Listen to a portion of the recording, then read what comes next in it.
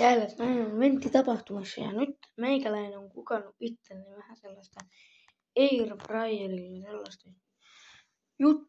Tästä tulee tän pikku shortsi, saatte nähdä mitä on kokannut.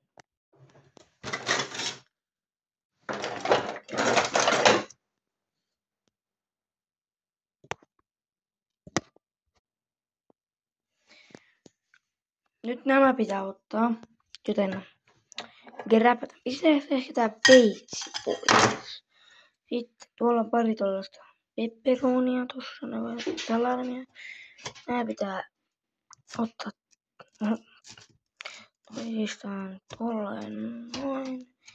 Sitten pitäisi ottaa sitten tälleen sama homma ja tohon. Ja oota, mä otan nää pepperonit, eikä niin sitten mennään takaisin asiaan. No niin, nyt mä oon saanut nämä tästä näin nämä pepperonijutut. Nyt ollaan vähän saatu. Nyt tehdään siitä semmonen krispi, että me katsotaan tuosta noin läpi. Itse asiassa me käytän vaan veistä. Noin.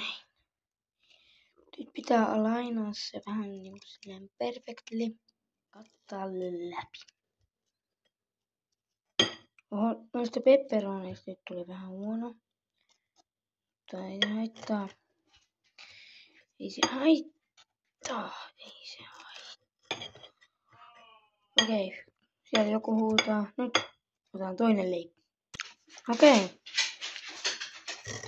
Nyt tämän meikäläisen äiskä tuli kotiin.